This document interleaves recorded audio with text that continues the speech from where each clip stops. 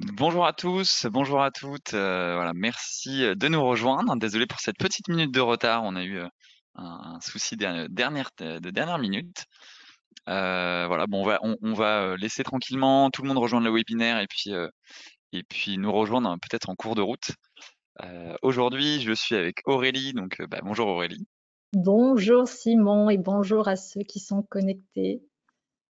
Voilà, et donc on se rejoint pour un webinaire sur la communication et la collaboration dans un mode projet. C'est-à-dire quoi? Alors forcément, on va parler aussi de grandes normes de communication, mais là, on va essayer de faire un focus sur le sujet de la gestion de projet. Mhm. Et donc, on est 1 heure ensemble. On va avoir, comme à notre habitude pour les abonnés récurrents qui viennent nous voir une fois par mois. Donc, tous les mois, on propose des webinaires très souvent sur des sujets soft skills, mais ça peut être aussi sur des sujets davantage de bureautique ou de digital, on va dire. On a bientôt un webinaire sur le SEO et l'IA, et on avait également fait un webinaire sur Chat GPT il y a quelques mois de cela. Donc comme je disais, je suis avec Aurélie aujourd'hui. Donc Aurélie qui est formatrice avec nous sur un certain nombre de sujets soft skills, mais je vais te laisser te présenter Aurélie. Oui, donc rebonjour à tous, à ceux qui viennent de se connecter. Donc, je suis Aurélie Correia, je suis formatrice et conceptrice de contenu pédagogique et je suis spécialisée dans le thème des soft skills. Alors, qu'est-ce que c'est les soft skills? C'est ce qui concerne l'efficacité professionnelle en entreprise et aussi le développement personnel. Donc, ça touche à des sujets comme, par exemple, ici, la communication. Donc là, on va faire un focus, comme disait Simon, sur la communication en termes de projet, parce que c'est un sujet qui est important, mais ça touche aussi à des sujets, par exemple, sur la gestion du stress, la gestion du temps en entreprise. Donc, tout ce qui permet finalement d'être plus efficace en entreprise. Voilà, merci Aurélie. Et puis donc moi c'est Simon, vous m'avez peut-être déjà vu. Donc je suis directeur pédagogique sur notre entité soft skills, sur notre département soft skills chez MyConnecting. Pour ceux qui nous rejoignent, je vois là que le montant, enfin le nombre de personnes qui nous rejoignent est de plus en plus nombreux, tant mieux. Sachez que vous avez un chat à disposition sur lequel vous pouvez nous poser toutes vos questions, donc n'hésitez pas à le faire tout au long du webinaire, et on décidera donc soit d'y répondre en temps réel si c'est pertinent dans la discussion, soit de toute façon on gardera un temps de questions-réponses pour la fin. Voilà, environ 10 minutes de questions-réponses sur la fin de notre webinaire. Et on va aussi vous demander, vous allez voir, de toute façon, je vous le redirai en temps voulu, on va vous inviter à répondre à un certain nombre de sondages durant le webinaire pour vous engager aussi et que ce soit au maximum interactif, même si on est sur forcément un format qui est un petit peu plus descendant qu'une formation où on serait vraiment dans l'action à 100%. Pour faire rapide au niveau de MyConnecting, pour ceux qui ne nous connaissent pas, je vous embête pas trop longtemps là-dessus, mais qu'est-ce qu'on fait? On est donc un organisme de formation, ça fait plus de 16 ans qu'on existe. On était un peu précurseur justement dans les premiers organismes de formation à proposer de la formation en visio et en fait en distanciel, à une époque où le Covid était encore un lointain souvenir. Et donc ça fait voilà, plus de 16 ans qu'on existe. On forme plus de 15 000 apprenants par an et voilà, on est aujourd'hui même plus, les chiffres sont encore plus nombreux aujourd'hui, le nombre de collaborateurs qui travaillent avec nous entre toutes les fonctions de support, tous les formateurs, etc., etc. Et on est très fiers d'un taux de satisfaction de 99,1% qu'on maintient d'année en année, qu'on espère même monter l'année prochaine. Et c'est vraiment quelque chose qui est très important pour nous, en sachant que nous, notre pédagogie et notre angle, on va dire notre ADN MyConnecting, c'est vraiment axé sur l'hyper-personnalisation. Donc, c'est-à-dire qu'on va forcément proposer des formations catalogues, mais l'idée, c'est d'aller au maximum sur votre besoin sur mesure et de créer le déroulé et ce qui va vous convenir pour vous et pour votre entreprise. On a aussi voilà une importance enfin un gros focus sur le support, c'est-à-dire qu'on a en plus de votre formateur, si vous avez systématiquement un coach motivationnel qui est là pour vous aider et vous suivre tout au long de votre formation. Donc ça c'est aussi vraiment quelque chose qu'on a mis en place et qui est super important dans notre ADN. Et un focus performance, on fait de nombreuses mesures d'impact après les formations pour ne pas juste dire on forme pour former et vraiment faire un focus sur ce qui va se passer après coup. Voilà, je vous en ai parlé, on forme effectivement sur de la bureautique, du digital, des langues et des sujets management et soft skills. Et rentrons dans le cœur du programme, sur qu'est-ce qu'on vous a concocté pour aujourd'hui et qu'est-ce que vous allez de quoi on va parler. On va d'abord poser un petit peu les bases, rapidement de ce qu'on entend par le mot projet qui peut être un petit peu, enfin voilà, qui veut dire des choses assez différentes. Et nous, on va très vite rentrer dans le sujet de la communication. Donc il y a une communication, travailler en équipe en mode projet, donc c'était vraiment le thème aujourd'hui. Et Aurélie, voilà, vous partagera un certain nombre de techniques de communication pour travailler efficacement. Et on va aussi forcément, parce que dans la communication, il y a toutes les dimensions outils et avec les logiciels et comment voilà, utiliser au mieux les différents outils qui existent en mode projet. Et oui, et donc il y a plein de choses qu'on va voir, comment dire, au cours de ce webinaire.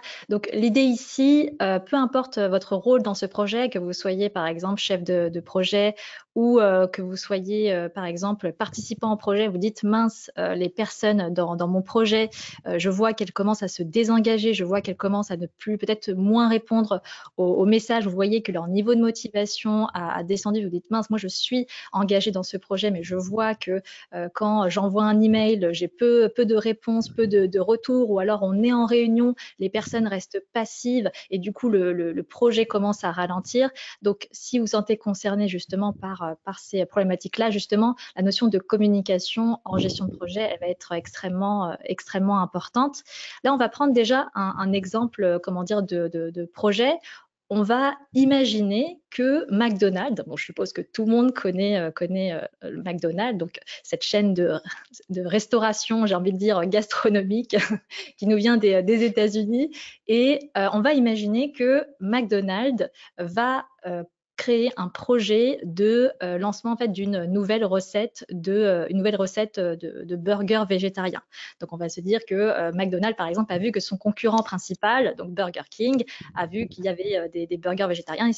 Et du coup ils se disent bah mince, il va falloir que nous aussi on se lance dans ce type de menu parce que il y a un marché à toucher là-dessus, et puis ça pourrait éventuellement améliorer l'image de marque de McDonald's.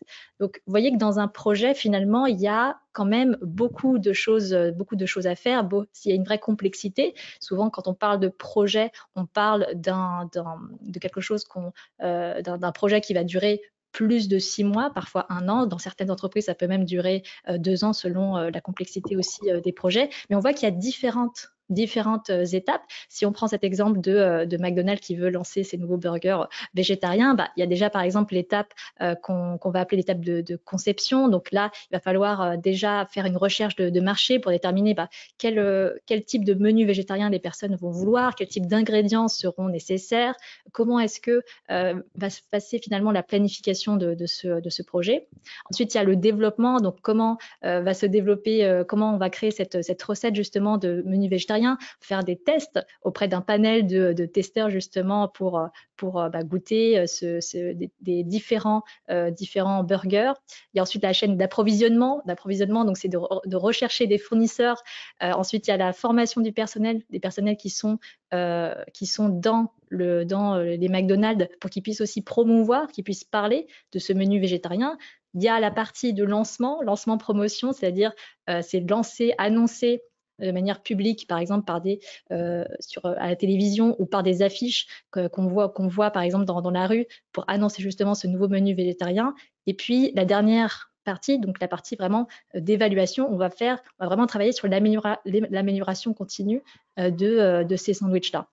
Donc on voit finalement que dans tout projet, il y a une certaine complexité. Donc là, je ne sais pas sur quel projet vous travaillez. Peut-être que c'est un projet, par exemple, de création d'un site web. Peut-être que c'est un projet de création d'un nouveau produit ou d'un nouveau service. Mais l'idée ici, c'est vraiment de se dire, OK, on sait qu'un projet, c'est quelque chose de complexe. Et cette complexité, elle est évidemment à prendre en compte. Et on va passer à la slide juste après pour vous montrer aussi que dans tout projet, peu importe si c'est un projet, par exemple, de création de site internet ou un projet de création d'un nouveau service ou même un projet que j'ai envie de dire de conduite du changement. Imaginons que vous travaillez sur un logiciel et puis là, vous essayez de passer à un logiciel peut-être plus performant. Eh bien, il y a cette notion de projet qui est très, très importante. Et il y a souvent trois piliers qui déterminent finalement la réussite d'un projet. Le premier pilier, c'est évidemment le pilier du délai. Le pilier du délai, c'est il faut que notre projet puisse être livré en temps et en heure. Si on a décidé que ce projet puisse être livré dans l'espace de, dans 8 mois, il faut absolument que dans 8 mois, et pas plus, ce projet puisse être livré. Il y a aussi la notion de qualité. Notion de qualité, c'est, si on reprend notre exemple de McDonald's qui, avec ses burgers végétariens, c'est que ces burgers végétariens soient qualitatifs, soient savoureux en bouche pour toute personne et que les commentaires, par exemple, sur Google ou les commentaires sur le site de McDonald's soient positifs. Et puis, il y a le coût. Donc, on a parlé en premier de délai, en deuxième de qualité et en troisième de coût. Le coût, c'est en termes de budget, OK, quel budget on va donner pour ce projet, combien ça va nous coûter et surtout combien on va pouvoir aussi, entre guillemets, en retirer en termes de retour sur investissement. Et oui, en retour sur investissement, par exemple, pour cet exemple de McDonald's, si on lance cette gamme de burgers végétariens, est-ce qu'il y aura un marché qui sera vraiment, qui pourra des consommateurs, donc des personnes qui achèteront justement ces burgers, qui les consommeront, est-ce que ça en vaudra la peine finalement d'avoir lancé ces burgers végétariens? Donc en fait, ces trois piliers-là, si on arrive à j'ai envie de dire les respecter, ou en tout cas à faire en sorte que on arrive à livrer le projet en temps et en heure, que la qualité est bonne et que le budget a été respecté, on peut dire, OK, c'est un projet qui a été réussi. Et ce qui est intéressant aussi dans ce triangle d'or, c'est même en amont en fait finalement, c'est que ça s'ajuste. Nous, on a eu par exemple, on a lancé des très gros projets de développement e-learning chez MyConnecting et on a dû déterminer à quel délai on veut les mettre en place, quelle qualité et à quel coût. Et en fait, peut-être que si on voulait augmenter la qualité, il fallait mettre plus de coûts. Si on voulait le faire plus vite, il fallait faire moins de qualité. Donc voilà, on a dû aussi se positionner par rapport à tout ça en amont du projet pour déterminer ces trois éléments. Et oui, et puis il y a un plan initial, c'est le plan idéal qu'on a créé, et puis ensuite il y a la réalité, et là on va se confronter à la réalité, et c'est là que aussi la notion de communication va être importante, et on va voir justement dans la diapo suivante. D'ailleurs, on va vous demander déjà, c'est quand vous réfléchissez au projet que vous avez eu, alors ça peut être dans l'entreprise dans laquelle vous êtes actuellement ou des projets que vous avez eu au cours de votre carrière, quel pourcentage de vos projets a été livré en respectant justement le délai, donc livré en temps et en heure, et dans un budget qui a été respecté, donc pas de coût en plus. Donc on vous invite à répondre justement à ce sondage qui apparaît tout de suite à votre écran. Donc quel pourcentage de vos projets a été livré en respectant les délais et les budgets?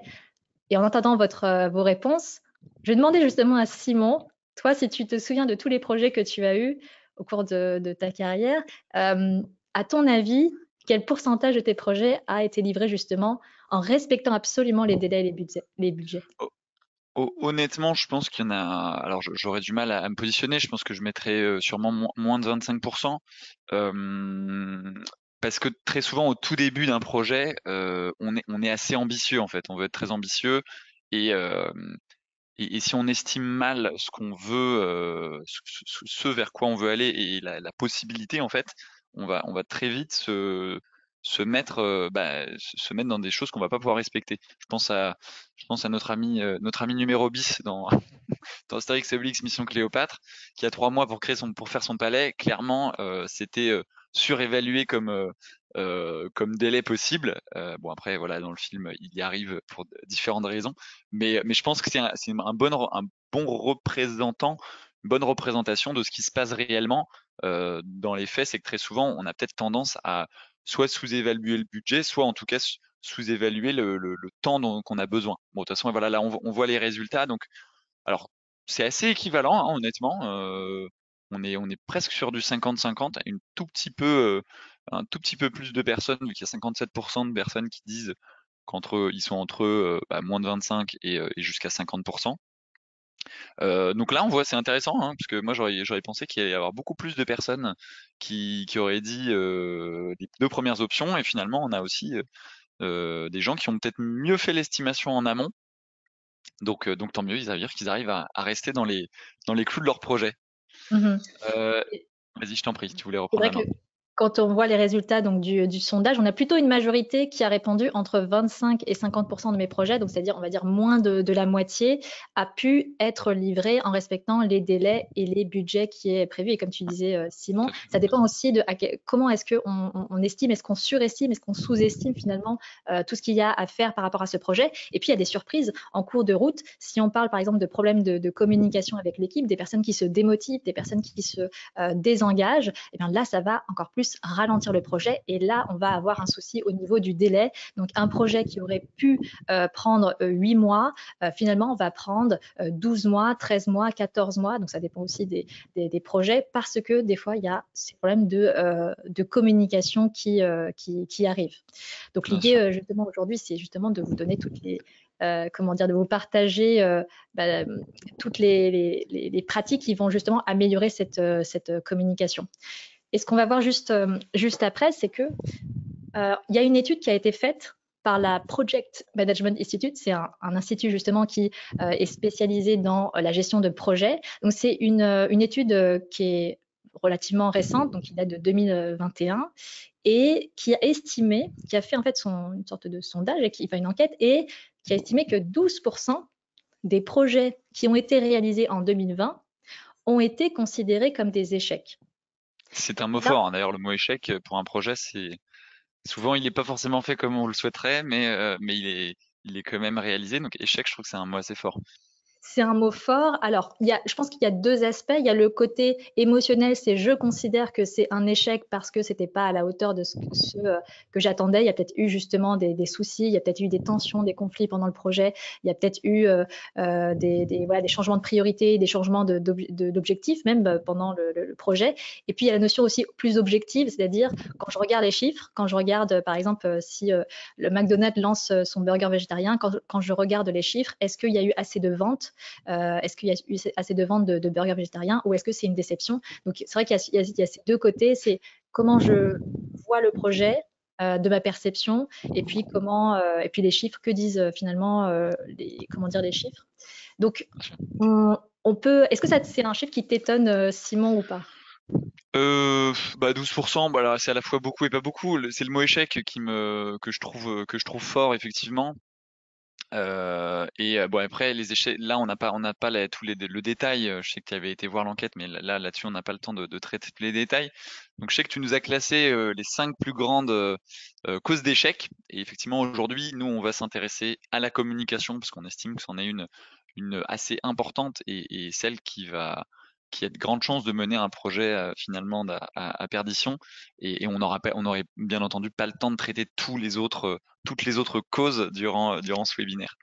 Oui, effectivement, si on regarde justement les 5 plus grandes causes d'échec de projet, on se rend compte que la communication vient en quatrième. Vous voyez que en premier, c'est des changements de priorité de l'organisation.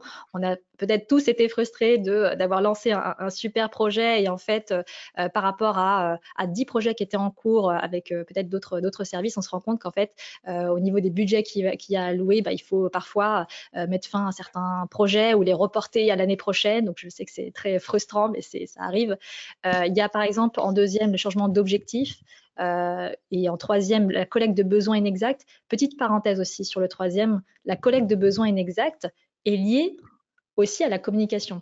Imaginons, on va reprendre l'exemple de McDonald's qui veut lancer ses burgers végétariens.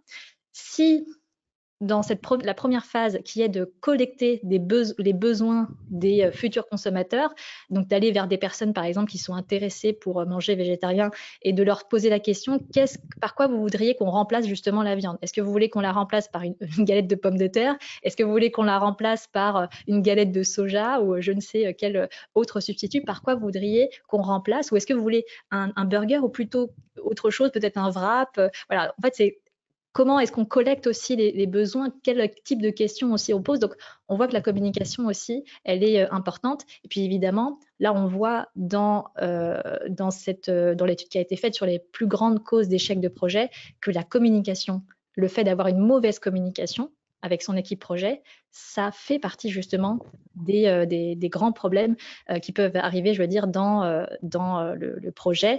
Et puis, on sait que, si on passe à la diapo d'après, on sait que quand on a des soucis de communication, qu'est-ce qui se passe? C'est des frustrations pour tout le monde, à la fois pour la personne qui est responsable de projet et pour même les membres du projet en soi. Qu'est-ce qui se passe? Les membres, les personnes qui font partie du projet ne répondent plus, ou alors ils répondent plusieurs jours après, voire plusieurs semaines après.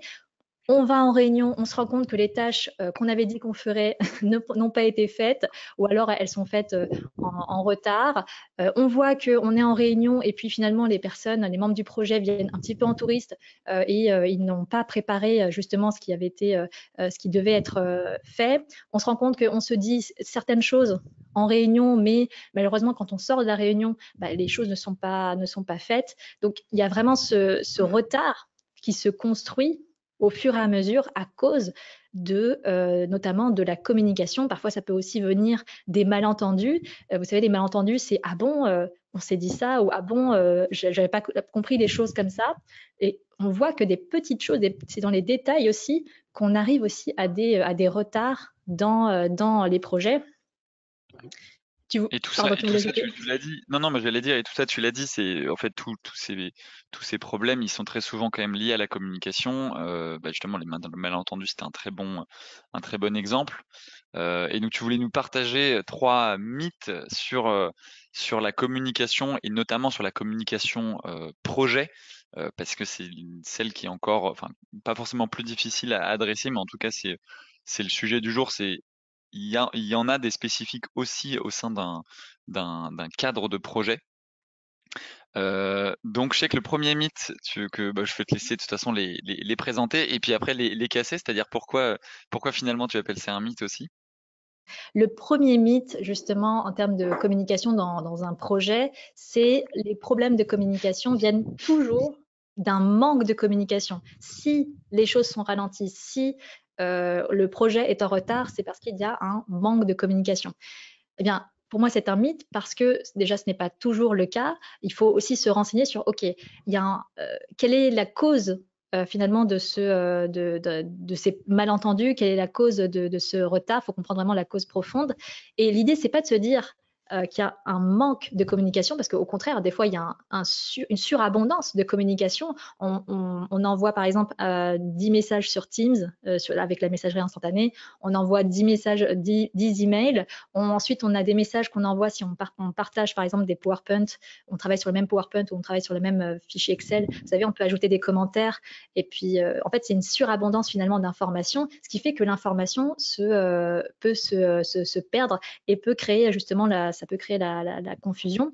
Donc, finalement, les problèmes de communication, ça ne vient pas toujours d'un manque de communication, mais parfois, l'idée, c'est pas de communiquer plus, mais de communiquer mieux et différemment. De se dire, OK, on va peut-être rester sur un nombre de canaux de communication qui va être limité, de se dire, OK, là, on a envoyé beaucoup trop de messages sur Teams, je vois qu'en fait, il n'y a plus personne qui répond, ou alors on voit qu'on ne sait même plus quelle est la priorité finalement. Donc, l'idée, c'est de se dire, OK, on va rester par exemple sur les emails parce que ça va être beaucoup plus simple pour tout le monde. Le deuxième mythe, finalement, c'est le contraire. C'est pour mieux communiquer, il faut absolument plus communiquer.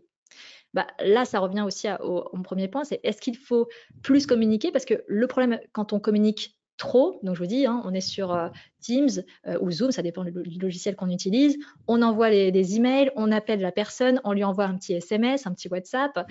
Finalement, on communique beaucoup trop et en fait, ça devient à la fin contre-productif parce qu'on submerge d'informations chaque membre de l'équipe et l'équipe ne sait même plus quelle est la priorité, quelles sont les priorités, sur quelles tâches il faut vraiment se concentrer. Et finalement, on voit qu'il n'y a pas un bon équilibre en termes de communication.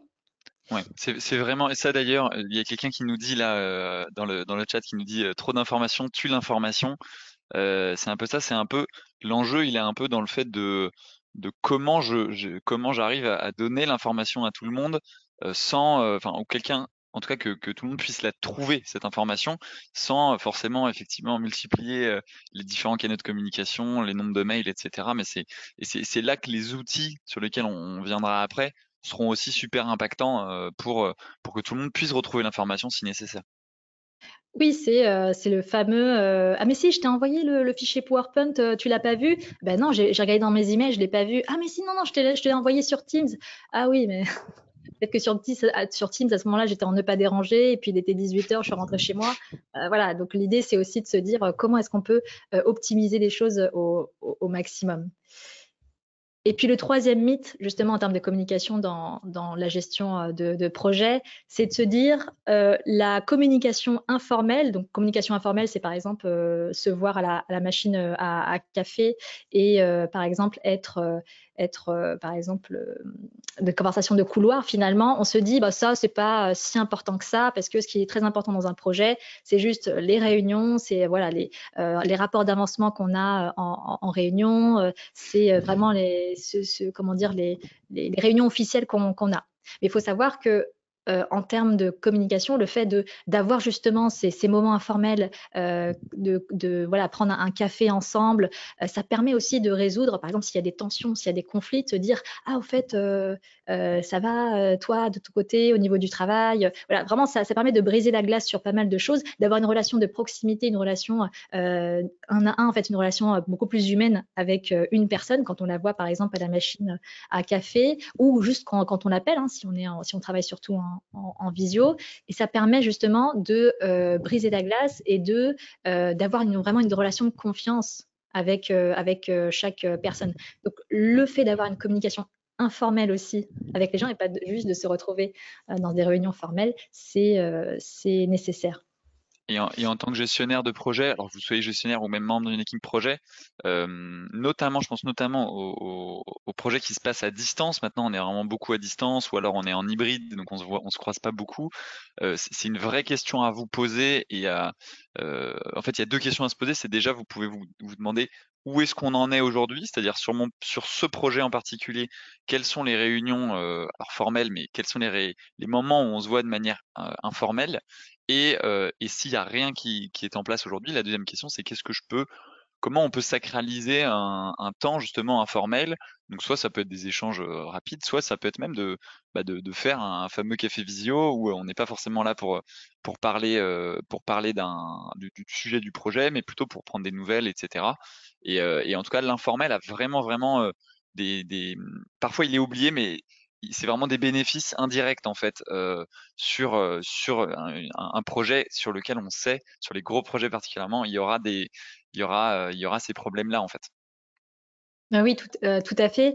Le fait de prendre en compte justement les projets qui se font à distance. Aujourd'hui, il y a de plus en plus de projets qui se font justement à distance. Souvent, on oublie l'importance des conversations qu'on a devant la machine à café. On se dit presque que c'est moins important, alors que ça a son importance pour créer une proximité avec l'autre, pour se dire ok, voilà ce qui s'est passé à la réunion d'avant, se dire est-ce que tout va bien, s'assurer que la personne aussi va toujours être motivée, engagée dans le projet.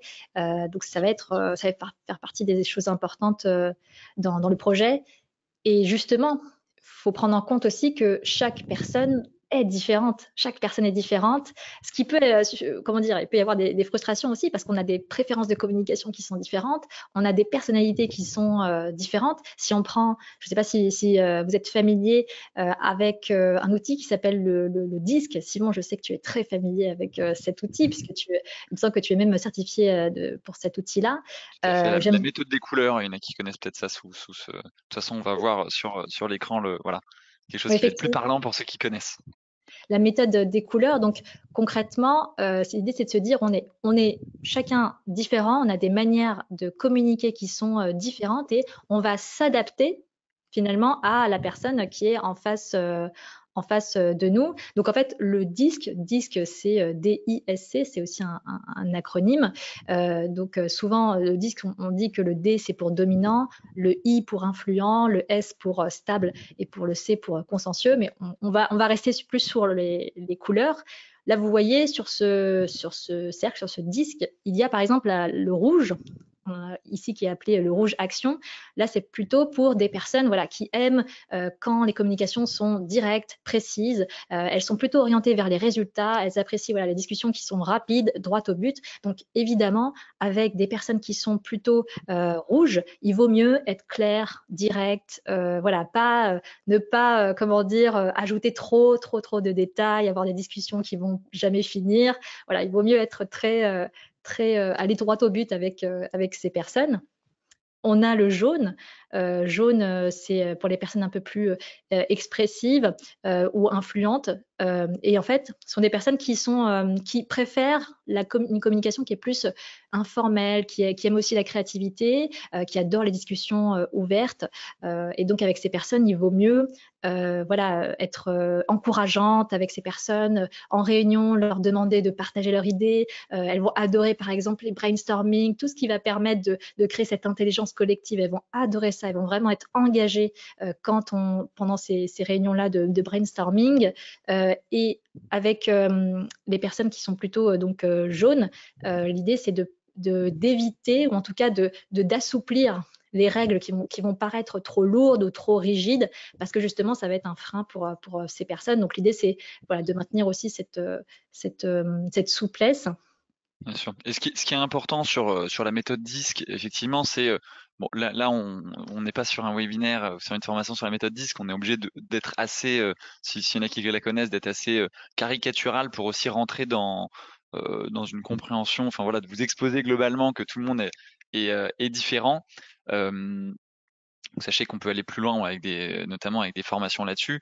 Mais effectivement, ce qui est important, c'est de comprendre le fait que les gens sont différents. Et bien sûr, on n'est pas qu'une couleur, on est un ensemble de choses et et notre personnalité à chacun est un ensemble d'éléments.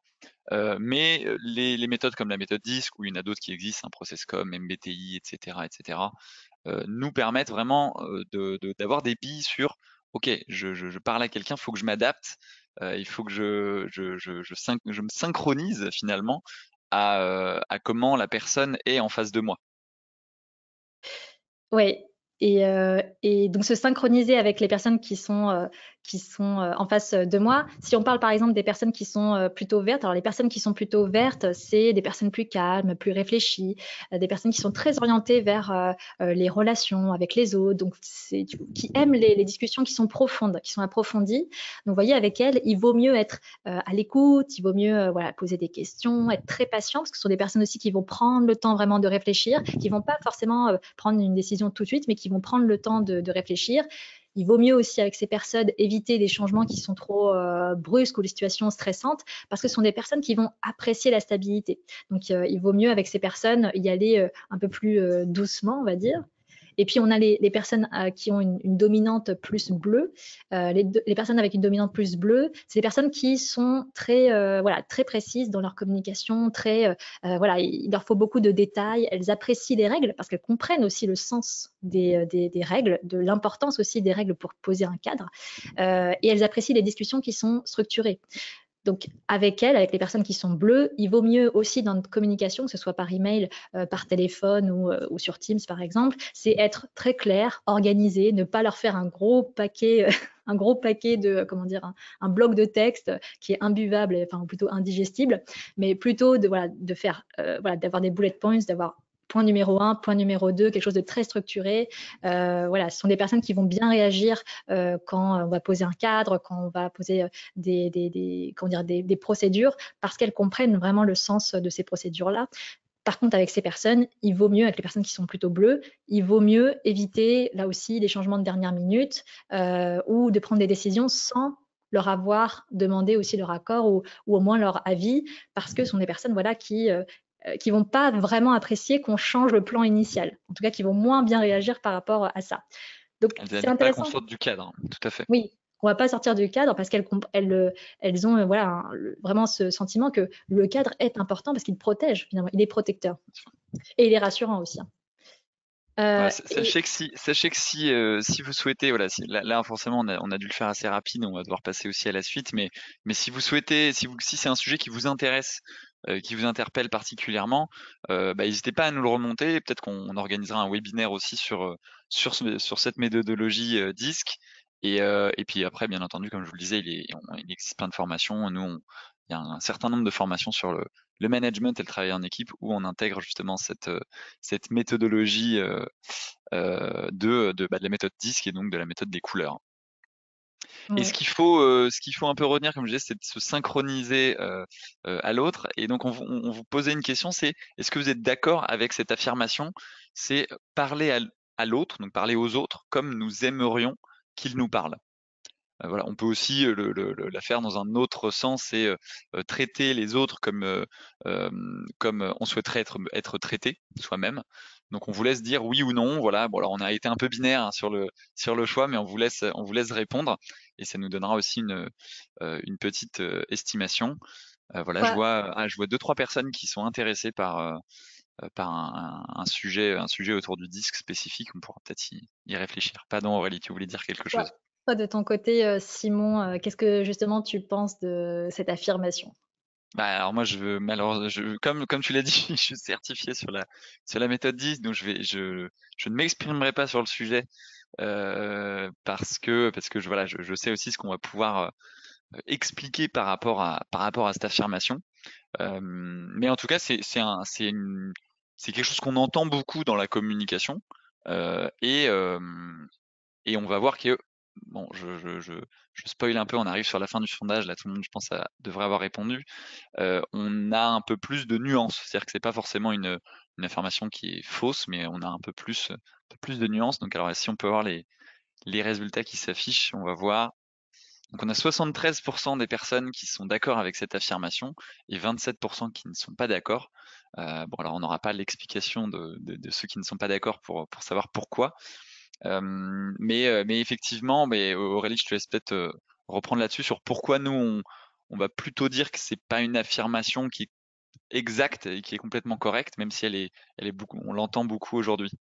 Oui, effectivement, souvent on se dit, bah, la manière la plus logique parce qu'on peut reprendre aussi cette expression, française qui dit, bah, traiter les autres comme on aimerait être traité et ça part, vraiment d'un très bon sentiment et d'une très bonne intention. C'est-à-dire, évidemment, je ne ferai jamais de mal à quelqu'un et donc je ne veux pas que les autres me fassent du mal, donc je ne ferai pas du mal à quelqu'un. Donc on part sur ce postulat qui est très bien intentionné et en même temps, en communication, on se rend compte que si je parle exactement comme j'ai envie comme j'aurais envie que les autres me parlent, bah, si on reprend juste ce qu'on a vu par rapport au disque, aux différents types de tendances plutôt de personnalité ou tendances de communication, si par exemple, je vais prendre mon exemple, j'ai plutôt une dominante, même si évidemment on a un mélange de couleurs, j'ai plutôt une dominante très, très bleue, donc c'est vrai que je suis très, comment dire, j'aime les choses qui sont très structurées, très dans un certain cadre par exemple.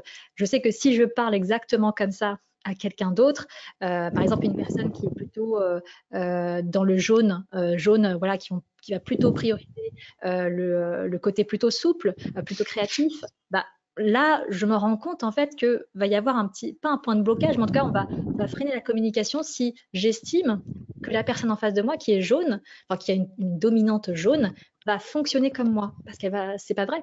Elle ne va pas Ouais. fonctionner exactement comme moi.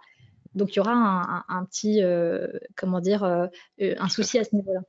Donc c'est vraiment de se dire, on se synchronise pas à ses propres besoins, mais à ceux de son interlocuteur. Je nous laisse avancer, Aurélie, parce le temps file et Oui, qu'on est effectivement. en retard sur notre programme. Oui. Donc Alors, voilà, je te laisse euh, reprendre la main sur la suite. oui, je voulais vous partager aussi les pratiques qui vont vraiment, qui aident beaucoup en gestion de projets en termes de communication.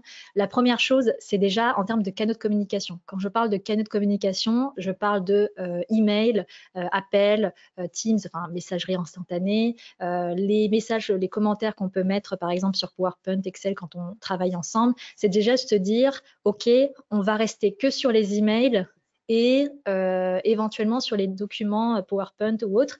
Et si, par exemple, on reçoit un message sur Teams, un document, par exemple, sur Teams qui a été envoyé, osons dire à la personne, écoute, merci pour le document, mais est-ce que tu peux me l'envoyer par email, parce que ce sera beaucoup plus simple en termes de communication et de gestion aussi des documents. C'est donc d'inviter aussi les personnes, de pas simplement dire OK, merci du document, mais leur dire pour la prochaine fois, est-ce que tu pourras aussi m'envoyer plutôt par email. Et là-dessus, c'est aussi important donc de clarifier les règles d'équipe, en fait. Bon, bah, comment on fonctionne? Si c'est un document important, c'est sur le Drive, c'est pour une question, c'est par Teams, pour quelque chose de plus long, c'est par mail, voilà, mais de vous mettre avec votre équipe projet et de vous dire, bon, bah, quelles sont les règles de fonctionnement? Ça fonctionne aussi comme ça en entreprise, hein. Moi, avec mon équipe, qui est pas une équipe projet, mais avec mon équipe, on se met d'accord sur des règles, sur quelle typologie de canaux utilisés en fonction du message. Oui, tout à fait. Et on ne peut pas s'attendre à ce que s'il y a une surabondance d'informations, que les personnes sachent exactement quelles sont les priorités. On ne peut pas forcément s'attendre à ça. La deuxième chose, c'est à chaque réunion, mais vraiment à chaque réunion, peu importe si c'est un rapport d'avancement, cette réunion ou autre sujet, c'est à la fin de prendre 5-10 minutes pour vraiment faire une synthèse, de dire, OK, imaginons qu'on est 10 dans la réunion, de dire, OK, les décisions qui ont été prises, c'est ça, ça, ça. Est-ce que vous êtes d'accord? Oui, OK, ça marche.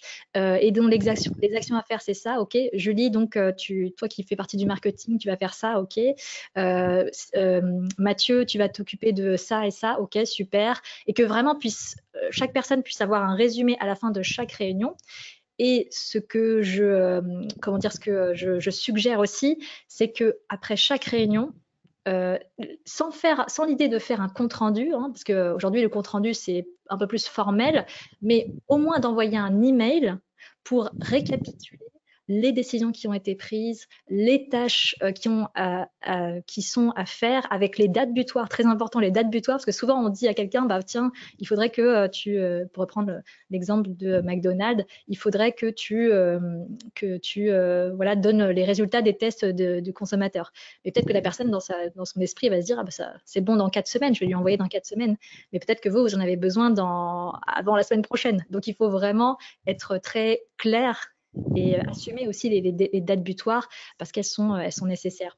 Donc là, on vous donne un exemple alors c'est un exemple de tableau de répartition de tâches. Soit vous pouvez le faire sous forme de tableau et le mettre ensuite par email, soit par email, vous savez, vous pouvez avoir des tirets. Voilà, au moins c'est structuré et au moins c'est clair, hein, parce que faut pas oublier qu'on reçoit énormément d'emails par jour, donc c'est important de pouvoir, comment dire, faciliter la lecture pour chaque personne.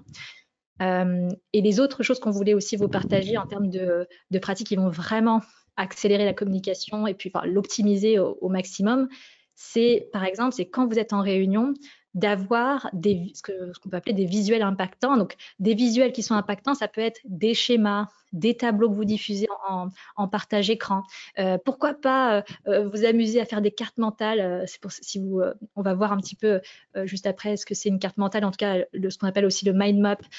Pourquoi pas montrer une feuille de route, mais que ce soit le visuel, on le retient beaucoup plus, on le mémorise beaucoup plus que les mots qui sont dits. Donc voilà, je sais que ça prend du temps de créer ces visuels en avance, mais c'est un investissement qui porte ses fruits par la suite.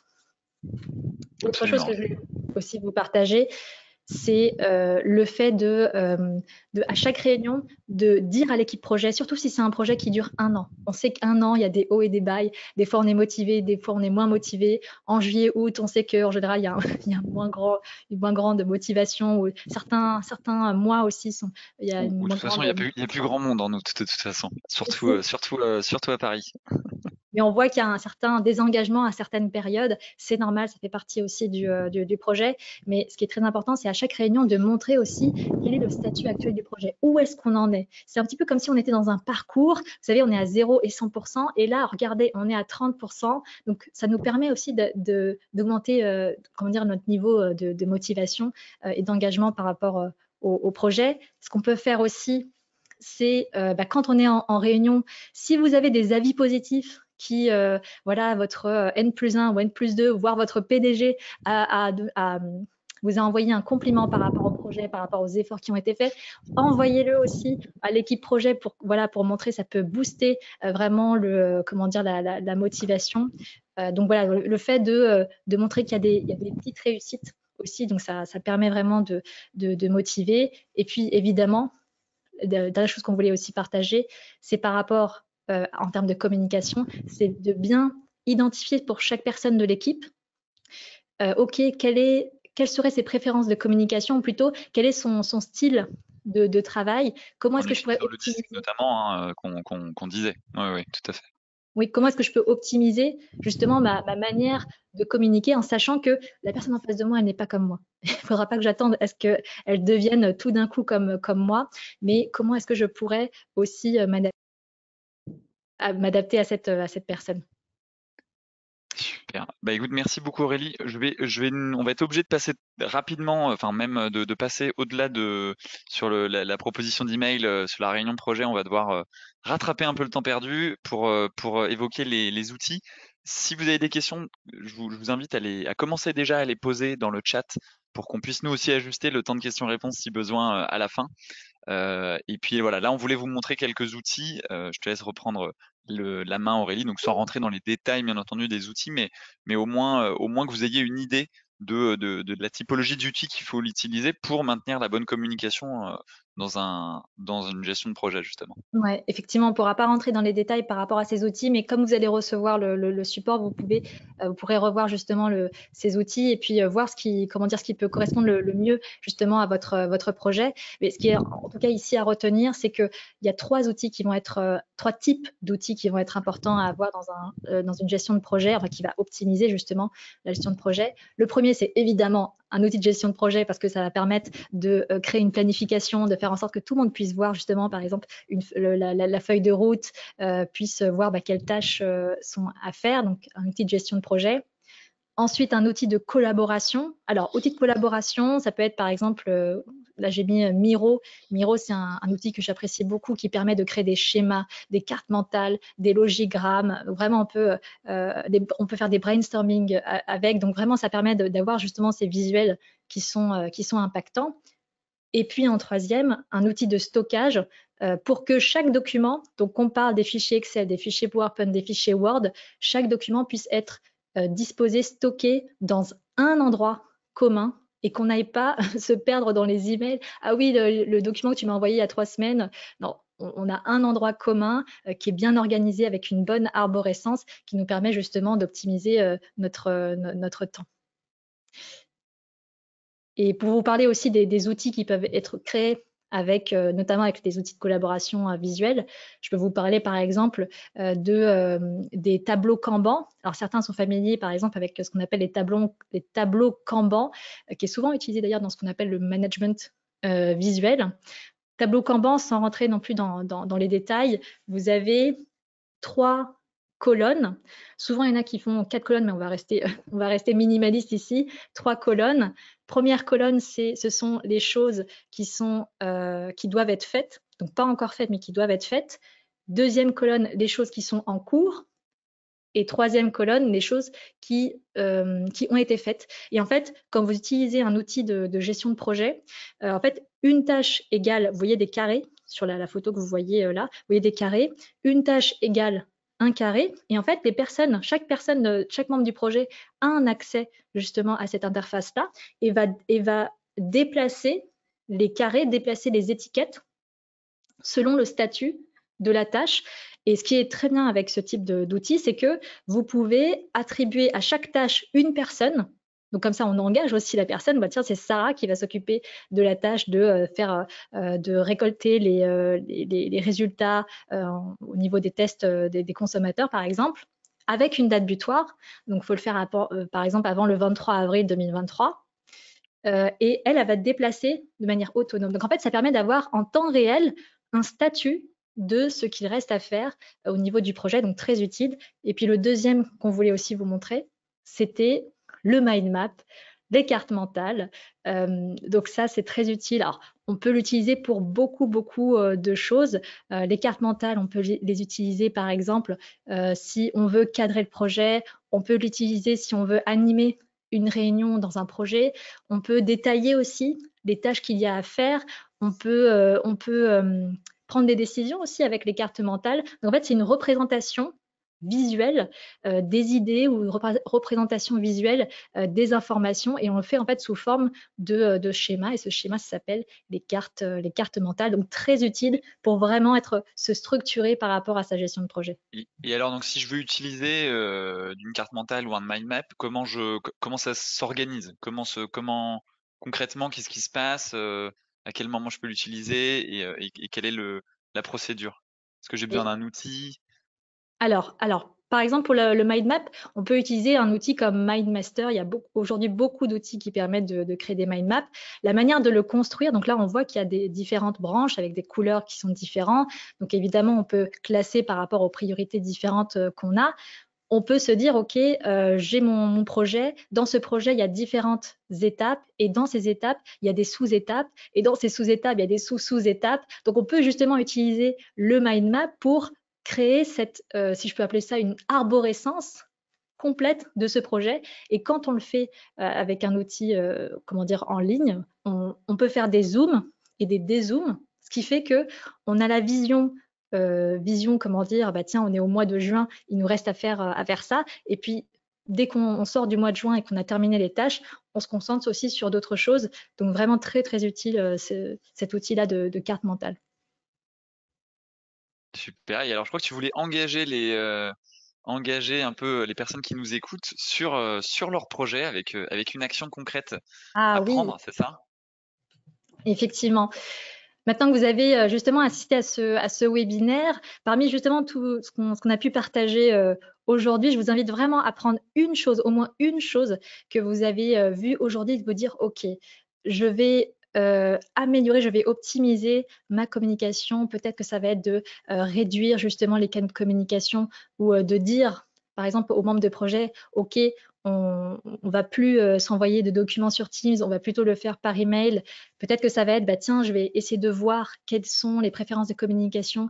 Je vais m'inspirer par exemple du disque pour me dire, bah tiens, j'ai vu que le membre de ce projet qui s'appelle Mathieu, bah en fait lui, ouais, je vois qu'il est un peu plus bleu, je vois qu'il est un peu plus structuré, donc peut-être que je vais adapter aussi mes emails à sa manière aussi de communiquer. Donc vraiment, j'invite tout le monde. Vous pouvez par exemple le mettre l'écrire par exemple dans les questions, enfin dans le chat. Quelle est l'action justement qui va vous permettre d'améliorer d'optimiser en fait votre communication dans le projet que vous avez en cours. Super, bah écoute, merci beaucoup Aurélie. Ce qu'on voulait vous présenter avant de passer au temps de questions-réponses, donc comme ça vous laisse 2-3 minutes pour poser toutes les questions que vous souhaitez nous poser. Moi, je voulais vous présenter notre gamme gestion de projet chez MyConnecting. Alors, on anime beaucoup de webinaires, hein, comme on l'a fait aujourd'hui pour des clients, mais on anime aussi des formations, et donc on propose des formations. Donc, même en tant que particulier, hein, vous pouvez vous y inscrire, ou bien sûr on les déploie en entreprise. Donc on a des choses autour de la gestion de projet agile, on n'en a pas parlé, mais l'agilité de projet, c'était encore autre chose. Le management et la communication transversale, donc là, c'est vraiment moi quand je suis pas forcément, j'ai pas un rapport hiérarchique à une autre personne du projet, comment réussir à quand même gérer cette situation, l'engager parce qu'il faut qu'il me rende des choses, etc. Donc le sujet de la transversalité, enfin de la transversalité, donc de la communication transversale, c'est un vrai sujet. Voilà, on a aussi travaillé en équipe en mode projet où on va reparler du disque et on va aller beaucoup plus loin sur ce point-là. Et puis quelques autres formations sur le design thinking, le mind mapping, comme tu en parlais, effectivement, on a aussi une formation là-dessus. Et sachez qu'on a, bien entendu, comme je le présentais en début de webinaire, des formations outils sur Planner, sur MS Project, sur Teams, etc. Donc si vous avez aussi des besoins d'être accompagné sur la mise en place de vos tableaux, Kanban, comme on disait, où vous avez repéré un logiciel vraiment que vous voulez utiliser, ça c'est des choses qu'on peut faire chez nous. Et globalement, on a toutes les propositions en présentiel et en distanciel. Donc on fait beaucoup de visio avec des formats plutôt courts. C'est vrai que passer une journée ou 2 journées complètes en distanciel, ça peut être parfois compliqué. Et la dernière fois, quand on avait fait le webinaire sur la QVCT, je sais on avait eu beaucoup de questions sur notre pédagogie, donc je vais juste en reparler. C'est notre pédagogie, elle est vraiment active. C'est-à-dire que ces formations, si vous les suivez demain, ça va être plus comme aujourd'hui où c'était descendant parce qu'on vous délivrait de l'information et il n'y avait pas moyen d'échanger au-delà des questions. On est sur une pédagogie en 3 temps. On va être d'abord sur un temps de projection pour où il y aura beaucoup de partage. On est dans dans des petits groupes, donc on va beaucoup échanger autour du sujet. Donc, par exemple, qu'est-ce que c'est, quelles sont mes problématiques dans la communication projet. Puis il y a un temps d'acquisition où le formateur va partager de la compétence, de la connaissance qu'il a et donc de la théorie, on va dire, sur le sujet. Et enfin, une phase d'entraînement où vraiment on va être en action euh, sur la théorie qu'on a vue, sur les partages sur lesquels on a échangé. On va dire, on va maintenant entraînons-nous, faisons une mise en situation, faisons une étude de cas, prenons des actions aussi très concrètes à mettre en place dès demain dans mes projets. Donc ça, c'est vraiment la pédagogie qu'on a sur tous nos formats de formation, que ça soit en présentiel ou en distanciel. C'est pour nous super important pour justement garantir l'ancrage des formations. Et alors, dernier élément avant de répondre à vos questions, c'est nos prochains rendez-vous. Avec MyConnecting. Alors, il y en a pas mal, effectivement. Donc, la semaine prochaine, on a le Beau webinaire programme, ouais. sur l'IA, impact de l'IA sur le SEO. Donc, on vous laisse vous y inscrire si ça vous intéresse. Comme tous les mois, on a des sessions de découverte sur la gestion du temps et des priorités ou la gestion du stress. Donc, vous pouvez également vous y inscrire en nous envoyant un mail tout simplement. Et on aura d'autres webinaires à venir, donc sur l'art du feedback. Peut-être qu'on en intégrera un sur la méthode DISC si ça vous intéresse.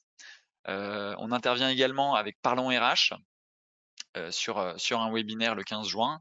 Et voilà. Et ensuite, la semaine de la QVCT va démarrer pour ceux qui la connaissent. Et tous les ans, on propose de webinaires donc sur les risques psychosociaux qui sont un vrai enjeu de plus en plus fort aujourd'hui.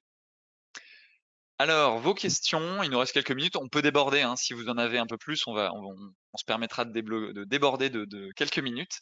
Là, j'en ai une première d'une personne qui nous dit comment faire adhérer ses équipes aux outils dans le cas d'équipes intergénérationnelles qui peuvent par Mm. exemple ne jamais avoir utilisé Teams ou autre. C'est une Mm. question qui est intéressante.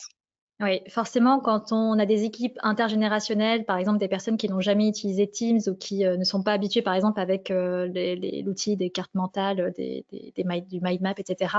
La première chose, forcément, ça va être déjà de leur expliquer le sens, l'importance de ces outils et à quel point ça va leur permettre d'accélérer comment dire, d'optimiser leur temps, même si au début, elles vont se dire, ben, ça va pas du tout optimiser mon temps, ça va plutôt me faire perdre mon temps, parce que forcément, il y a cette courbe d'apprentissage quand on connaît pas un outil, mais déjà de leur faire comprendre le sens et pourquoi pas comment dire, ça dépend si on est à distance ou en présentiel, mais de venir en tout cas les voir et de dire regarde ce qu'on peut faire avec cet outil et qu'elles se disent ah ouais effectivement je le voyais pas comme ça, c'est vrai que ça me ferait gagner pas mal de temps et puis évidemment de prendre du temps pour les former sur cet outil, surtout pas les laisser tomber par rapport à ça, mais vraiment de prendre le temps de les former. Donc pour moi ça va passer sur deux piliers. Le premier pilier c'est comment dire, faire comprendre le sens de ces outils-là et à quel point, enfin tous les bénéfices qu'il y a, hein, c'est-à-dire le gain de temps et l'efficacité. Et la deuxième chose, c'est l'accompagnement, la formation de ces personnes justement qui ne sont pas habituées à ces outils.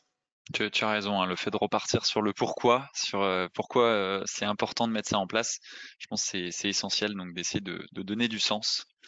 Et alors, je vais prendre une dernière question. Alors, on a beaucoup de messages de remerciements et autres, ou de personnes qui nous partagent leurs engagements futurs qu'ils veulent mettre en place. Donc ça, c'est une bonne chose, tant mieux. Et alors, j'ai une question intéressante qui est, j'utilise Trello, me dit la personne. En vous écoutant, je remarque que j'avais un Trello un peu trop grand. Donc, selon vous, est-il préférable d'utiliser un Trello par projet? Imagine que cette personne gère toute son activité sur un seul Trello. Oui, Donc je ne sais pas si tu as une réponse à cette question. Oui, alors souvent on peut utiliser par exemple Trello pour gérer 4 projets en même temps quand on est par exemple dans la même entreprise.